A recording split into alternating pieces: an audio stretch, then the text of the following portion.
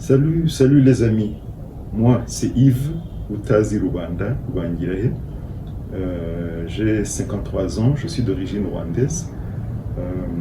Je suis l'hôte du channel YouTube l'Afro-Réaliste, Yves l'Afro-Réaliste. Je suis intéressé à discuter avec vous plusieurs sujets très intéressants et très critiques sur l'aspect de la vie des Afro, des Noirs, où que nous soyons partout dans le monde, puisque nous avons plusieurs aspects de nos vies qui sont communs, qu'on soit en Amérique latine, qu'on soit en Amérique du Nord, qu'on soit en Europe, en Afrique et en Asie. Bien sûr, il y a des variantes, il y a certaines réalités qui diffèrent de région en région, mais il y a aussi la réalité que nous avons beaucoup de points communs. Je dois aussi dire que je me donne le droit de discuter du sujet pour plusieurs raisons. Une des raisons est que je trouve que justement la plupart des gens qui discutent du sujet des Afro, de nos vies, ne sont pas vraiment réalistes. Je crois qu'il y en a qui sont un peu trop optimistes, un peu trop pessimistes, et il y a aussi des sujets sensibles qu'on ne discute pas. C'est pour cela que je veux parler de l'aspect réalité. Nos réalités, certaines réalités qui sont parfois épineux à discuter, mais qui quand même devraient être discutées à un moment ou à un autre. J'ai vécu sur plusieurs continents, j'ai voyagé, donc j'ai assez d'expérience pour parler de plusieurs sujets. Je ne vais pas discuter de tous les sujets, bien sûr, mais il y a certains sujets dont nous devons discuter. Le channel est appelé Afro-Réaliste. Ça ne veut pas dire que nous allons en fait discuter de l'Afrique. C'est plutôt, quand on parle de l'Afro, les gens comprennent les Noirs. Ce que j'appellerais, ce que certains appellent les nègres, ça peut sembler être une insulte, mais il y a aussi une réalité que nous n'avons pas d'autres mots pour décrire les gens qui ont une peau foncée, assez foncée, comme celle des Africains de l'Afrique subsaharienne. Est-ce qu'il y a quelqu'un qui connaît un autre vocabulaire que nous pouvons utiliser, à part les Noirs et les Nègres? Je ne sais pas. Vous êtes libre de contribuer. Dans l'entretemps, je dois aussi dire que je trouve que il y a certains aspects de nos vies qui devraient peut-être être discutés entre nous avant que nous parlions des sujets partout ailleurs. C'est pour cela que plus tard, peut-être, nous aurons des focus groups, des groupes, des chats vidéo, où on va s'assurer que les membres sont des gens qui comprennent nos réalités, qu'ils soient en Amérique, en Afrique, en Asie, aussi longtemps qu'ils peuvent communiquer dans nos langues. Mon channel est aussi appelé Afro-Réaliste parce que j'ai décidé en fait de faire quelque chose que la plupart des autres hôtes sur YouTube ne font pas. L'aspect langue. À cause de la colonisation, certains Africains parlent français, d'autres parlent anglais. Il y en a même qui parlent portugais et espagnol. Je ne parle pas portugais ni espagnol, donc je ne vais pas donner des épisodes en espagnol ou en portugais, mais je vais donner les épisodes en français et en anglais. En fait, chaque épisode en français aura une version en anglais. Ce sera presque une traduction, presque littérale, Je ne suis pas traducteur, donc je ne peux pas dire que je pourrais faire une traduction littéraire,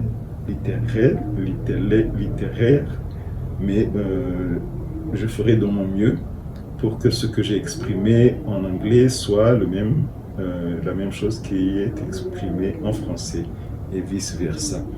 L'autre réalité est que, quoique nous soyons tous des Afros, nous avons vécu sur des continents différents et nous sommes parfois nés sur notre continent. Il y a des Afros qui sont nés en Amérique, il y a des Afros qui sont nés en Europe.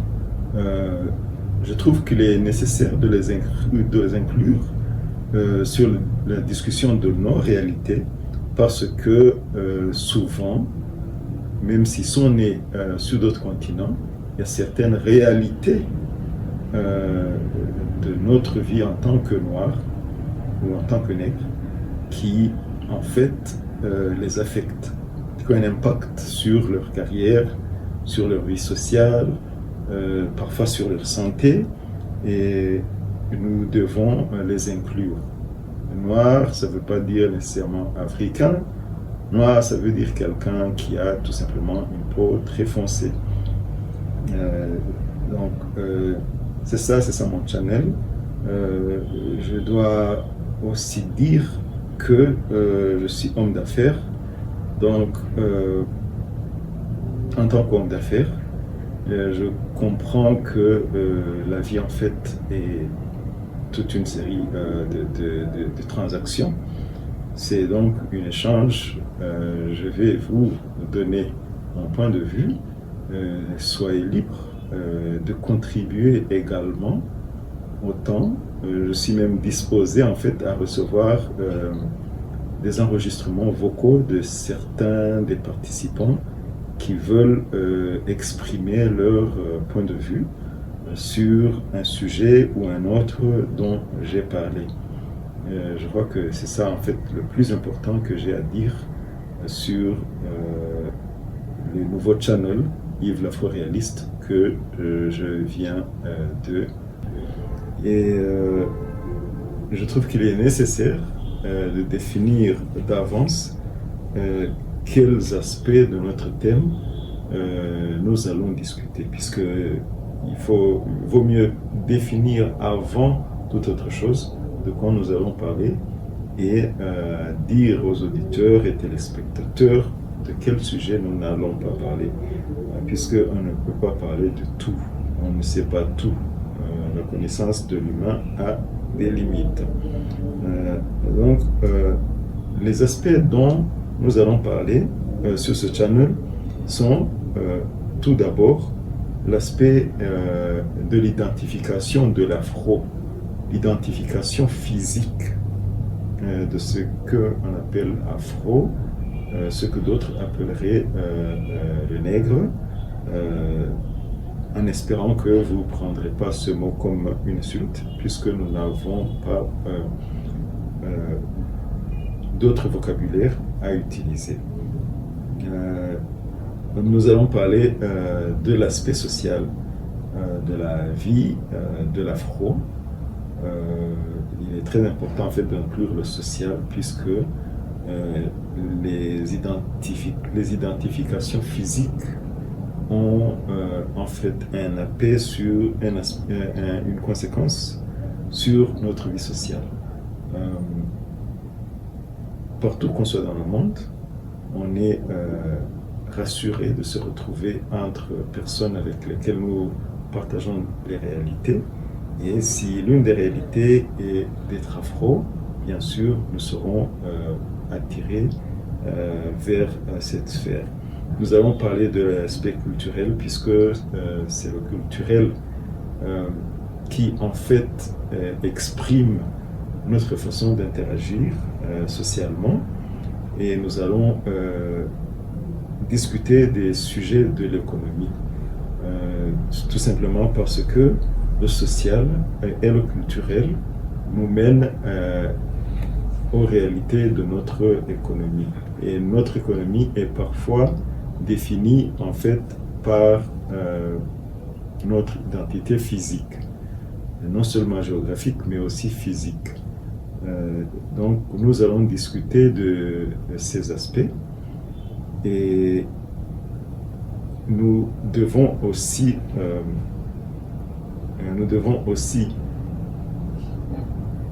nous focaliser en fait sur les causes et les conséquences de chaque aspect.